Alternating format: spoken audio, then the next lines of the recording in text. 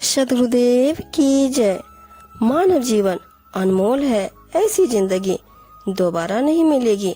इस संसार में सबसे दुर्लभ वस्तु मानव का शरीर है, इसलिए इस जीवन को सदुपयोग करें, इसे व्यर्थ न गवाएं। कबीर साहब जी अपने शब्दों में बताते हैं, मानुष का तन पाए जन्म क्यों मूर्ख वीरता गमावे है। अति अमोल कंचन घट में सट हट करी विष भरवावे है। पाए भी उस पखारन पद हित मंदमती ढड़कावे है। ऐरावत गजराज पे मोड़क ईंधन भार लदावे है। बहु श्रम कड़ी लही चिंतामणि ते ही फेकहीं काग उड़ावे है। काक रुई के हेत खेत कंचन केहर जतवावे है। कल्प तरु को काट धतोड़ा आंगन माही लगावे है। कहे कबीर मूर्ता कहाँ लग गहूँ कहीं नहीं जावे है। तजी गुरु ज्ञान वारी सुर सरिता मृग जल प्यास बुझावे है। कबीर साहब जी कहते हैं, हे अज्ञानी मनुष्य, समस्त जीव योनियों में सर्वोत्तम यह मानव शरीर पाकर तू अपने इस अनमोल जन्म को व्यर्थ में क्यों गवा रहा है। तू मनुष्य शरीर के गुण विशेष एवं महत्व को क्यों नहीं समझता और सन्मार्ग पर चलकर इसका सदुपयोग क्यों नहीं करता। मूर्ख मनुष्य को सीधा नहीं उल्टा सूझता है, इसलिए वह उत्तम से उत्तम वस्तु का विपरीत एवं अनुचित प्रयोग करता है। वह मूर्खता के वश होकर अत्यंत अनमोल स्वर्ण पात्र में सुखद मधुर शहद तथा क्षीर आदि उत्तम द्रव्य न डलवाकर हट करके विष भरवाता है। मंदबुद्धि एवं मूर्ख व्यक्ति परिश्रम से प्राप्त किए गए अमृत का पान न करके उसे अपने पांव धोने में उड़ेलता एवं फेंकता है। यदि मूर्ख व्यक्ति को स्वर्ग के राजा देवराज इंद्र का श्रेष्ठ ऐरावत हाथी मिल जाए तो वह उसका यथा सुख लाभ न लेकर उस पर लकड़ी आदि का बोझ लादता है। यदि मूर्ख व्यक्ति बहुत परिश्रम से विशेष रत्न चिंतामणि पा जाए तो वह उसके अद्भुत असाधारण गुण को न समझ उसे फेंक कर कौवा उड़ाता है। मूर्ख व्यक्ति की क्या क्या बात कहे, वह आग की रुई के लिए खेत में कंचन कहर जुतवाता है। यही नहीं, यदि मूर्ख के आंगन में मनचाहा फल देने वाला कल्प वृक्ष लगा हो तो वह उसे कटवा कर मादक धतूरे का पौधा लगा देता है। इसी प्रकार मूर्ख व्यक्ति बहुत से उल्टे तथा अनुचित कार्य करता है। वह चेतता नहीं है और अपने हित का कार्य नहीं करता। सतगुरु कबीर साहब जी कहते हैं, मूर्ख की जड़ता और अज्ञानता कहाँ तक कहे, कहीं नहीं जाती। वह अंतहीन है। वह कल्याण साधना करने वाले अपने मनुष्य शरीर को कुमार्ग पर डालकर उसका दुरुपयोग एवं पतन करता है।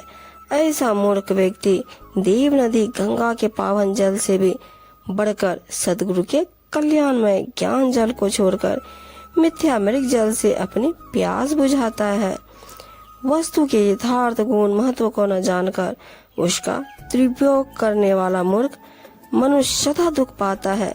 ध्यान दे कि मनुष्य के लिए संसार और स्वर्ग पाताल तक की सभी मूल्यवान वस्तुओं से बढ़कर अनमोल एवं सर्वोपरि उसका मनुष्य शरीर है।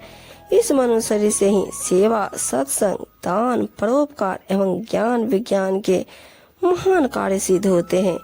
इसी के द्वारा वह सतगुरु से ज्ञान दीक्षा पाकर भक्ति साधना करके अपना कल्याण कर सकता है। इसलिए अपने इस दुर्लभ शरीर को संसार विषय भोगों में नष्ट करना तथा इससे अनैतिक पाप कर्म करना मनुष्य की सबसे बड़ी मूर्खता है। इस प्रकार अपने इस शरीर को व्यर्थ में गवाकर मनुष्य सदैव उद्दग्नि एवं अशांत रहता है। वह 84 के बंधन से कभी नहीं छूट पाता। इसलिए उसे चाहिए कि वह सचेत होकर इस शरीर के स्वस्थ तथा निरोग रहते अपना कल्याण साधन कर ले। संसार का ऐसा क्या सा समाज देखकर अभिमान में उन्मुक्त हो गए हो और ध्यान भजन छोड़कर माया मोह में लिप्त हो गए हो। सुंदर दिखाई पड़ने वाले इस शरीर को पाकर यह मत भूलो कि अंत में यह राख मिट्टी में मिल जाएगा। शरीर में पित्त, कफ एवं वायु है। जिनसे यह संचालित है और इसमें मल मूत्र भरे पड़े हैं। इसी मैले गंदगी का आवरण देखकर अज्ञानी मनुष्य यूं ही अभिमान करता है।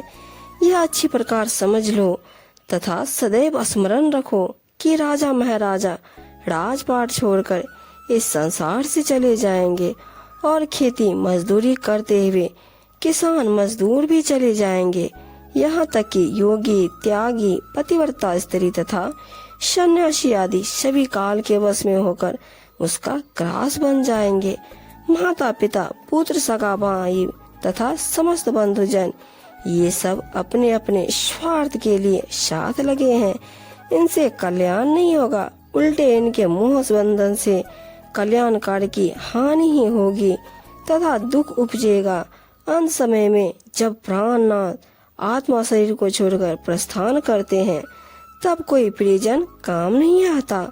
उस स्थिति में किसी का भी साथ होना संभव नहीं है। मन इंद्रियों को संयमित करके अंतर्यात्मा परमात्मा राम के ध्यान में स्थित होना भजन कहलाता है। इसी भजन के बल प्रभाव से शाश्वत अमर पद प्राप्त होता है और उससे शोक, मोह एवं चिंता नहीं व्यापते। सतगुरु कबीर साहब जी कहते हैं, संसार एवं तन मन के दुखों से मुक्त सर्वोच्च अविनाशी अमर पद की प्राप्ति के लिए पूर्ण समर्पित भाव से सतगुरु के चरणों में ध्यान लगाए रखो।